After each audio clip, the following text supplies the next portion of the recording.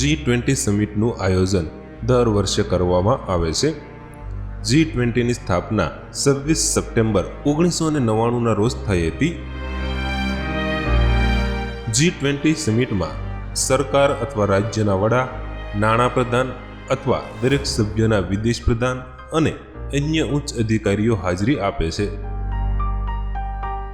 G20 સમિટમાં European commission અને European central bank દ્વારા European યુનિયનનું પ્રતિનિધિત્વ કરવામાં આવે છે।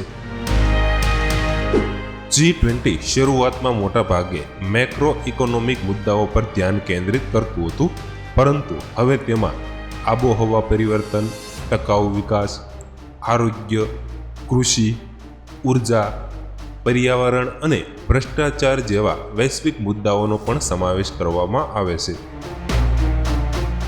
G20 સમિટ દર વર્ષે અલગ અલગ સભ્ય દેશોમાં યોજાય છે।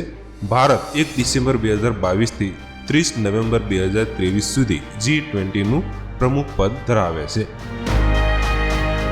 ભારતમાં G20 સમિટ 2023નું આયોજન 9 અને 10 સપ્ટેમ્બરે નવી દિલ્હીમાં કરવામાં આવ્યું હતું।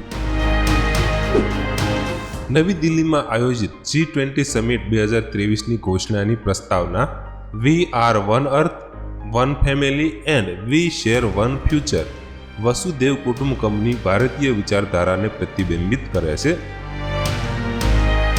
સપ્ટેમ્બર 2023માં 18મી G20 સમિટમાં ભારતના વડાપ્રધાન નરેન્દ્ર મોદીએ જાહેરાત કરી કે આફ્રિકન યુનિયનને G20ના સભ્ય તરીકે દાખલ કરવામાં આવ્યું છે, જે તેને 21મું સભ્ય બનાવ્યું છે।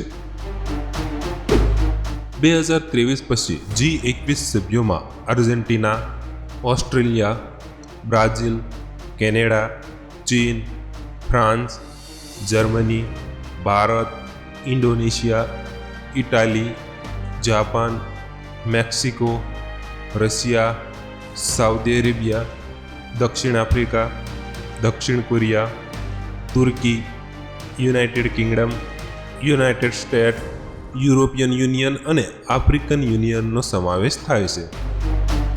જો મિત્રો તમને અમારો આ વિડીયો પસંદ આવ્યો હોય તો પ્લીઝ વિડીયોને લાઇક અને શેર કરવાનું ભૂલતા નહીં।